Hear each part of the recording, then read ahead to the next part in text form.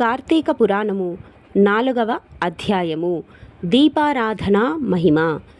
ఈ విధముగా వశిష్ఠుడు కార్తీక మాస వ్రతం యొక్క మహిమ వల్ల బ్రహ్మ రాక్షస జన్మ నుండి కూడా విముక్తు నొందెదరని చెప్పుచుండగా, జనకుడు మహాతపస్వి తమరు తెలియజేయ ఇతిహాసములు వినిన కొలది తనివి తీరకున్నది.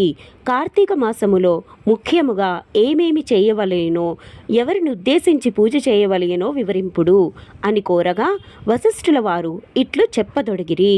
జనక, కార్తీక మాసమందు సర్వ సత్కార్యములను చేయవచ్చును. దీపారాధనము అందు అతి ముఖ్యము. దీని వలన మిగుల ఫలము నొందవచ్చును.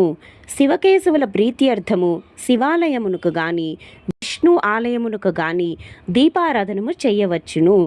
సూర్యాస్తమయమందు అనగా సంధ్య చీకటి పడు సమయమున శివకేశవుల సన్నిధిని గాని ప్రాకారమునందు గాని దీపముంచిన వారు సర్వ పాపములను పోగొట్టుకొని వైకుంఠ ప్రాప్తి నొందుదురు. కార్తీక మాసమందు హరిహరాదుల సన్నిధిలో ఆవు నేతితో గాని కొబ్బరి నూనెతో గాని అవిసె నూనెతో గాని విప్ప నూనెతో గాని ఏది దొరకనప్పుడు ఆముదముతో గాని దీపమును వెలిగించి ఉంచవలెను. దీపారాధన ఏ నూనెతో చేసినను మిగుల పుణ్యాత్ములుగాను భక్తి పరులుగాను నగుటేగాక అష్టైశ్వర్యములు కలిగి శివసన్నిధి కేగుదురు. ఇందుకొక కథ కలదు, వినుము. శత్రుజిత్ కథ. పూర్వము పాంచాల దేశమును పాలించుచున్న రాజుకు సంతతి లేక అనేక యజ్ఞయాగాదులు చేసి తుదకు విసుగు చెంది గోదావరి తీరమున నిష్ఠతో తపమాచరించుచుండగా, నచ్చటకు పిప్పలాదుడను మునిపుంగవుడు వచ్చి, పాంచాల రాజా, నీవెందులకింత తపమాచరించుచున్నావు? నీ కోరిక ఏమి అని ప్రశ్నించగా, ఋషిపుంగవ, నాకు అష్టైశ్వర్యములు రాజ్యము సంపదలు ఉన్నను నా వంశమును నిల్పుటకు పుత్ర సంతానము లేక కృంగి కృషించి ఈ తీర్థస్థానమును తపమాచరించుచున్నాను అని చెప్పెను. అంత మునిపుంగవుడు, ఓయి, కార్తీక మాసమున శివసన్నిధిని శివదేవుని ప్రీతి కొరకు దీపారాధనమును చేసిన ఎడల నీ కోరిక నెరవేరగలదు అని చెప్పి వెడలిపోయెను. వెంటనే పాంచాల రాజు తన దేశమునకు వెడలి పుత్రప్రాప్తికై అతి భక్తితో శివాలయమున కార్తీక మాసము నెల రోజులు దీపారాధన చేయించి దాన ధర్మాలతో నియమానుసారముగా వ్రతమును చేసి ప్రసాదములను ప్రజలకు పంచిపెట్టుచు విడువకుండా నిలదినములు అటుల చేసెను. తత్పుణ్యకార్యముల వలన నా రాజు భార్య గర్భవతి అయి క్రమముగా నవమాసములు నిండిన తర్వాత నొక శుభముహూర్తాన నొక కుమారుని గనెను. రాజకుటుంబీకులు మిగుల సంతసించి తమ దేశమంతటను పుత్రోత్సవమును చేయించి బ్రాహ్మణులకు దానధర్మములు చేసి ఆ బాలునకు శత్రుజిత్తు అని నామకరణము చేయించి అమిత గారాభముతో పెంచుచుండిరి. కార్తీక మాస దీపారాధన వలన పుత్ర సంతానమును కలిగినందువలన తన దేశమంతటను ప్రతి సంవత్సరము కార్తీక మాస వ్రతములు దీపారాధనలు చేయుడని రాజు శాసించెను.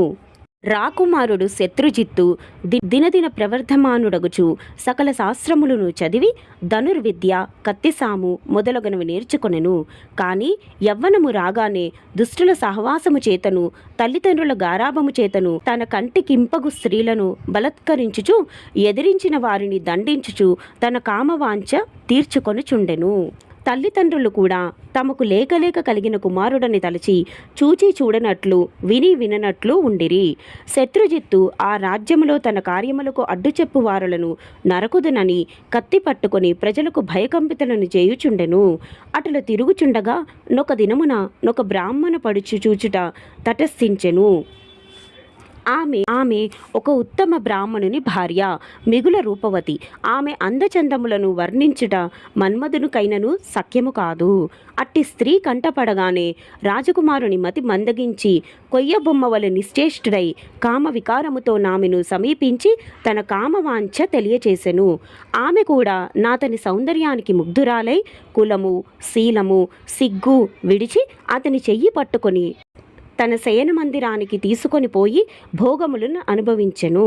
ఇట్లు ఒకరికొకరు ప్రేమలో పరవశులొగట చేత వారు ప్రతిదినము నద్దరాత్రి వేళ ఒక అజ్ఞాత స్థలములో కలుసుకొనుచు తమ కామవాంఛ తీర్చుకొనుచుండిరి. ఇటుల కొంతకాలము జరిగెను. ఎటులనో ఈ సంగతి ఆమె మగనికి తెలిసి పసిగట్టి భార్యను రాజకుమారుని ఒకేసారిగా చంపవలనని నిశ్చయించి ఒక ఖడ్గమును సంపాదించి సమయము కొరకు నిరీక్షించుచుండెను. ఇట్లుండగా కార్తీక శుద్ధ పౌర్ణమి రోజున ఆ ప్రేమికులు ఇరువురు శివాలయమున కలుసుకొనవలెనని నిశ్చయించుకొని ఎవరికి వారు రహస్య మార్గమున బయలుదేరిరి. ఈ సంగతి నెటిలో పసిగట్టిన బ్రాహ్మణుడు అంతకుముందే కత్తితో సహా బయలుదేరి గర్భగుడిలో దాగి ఉండెను.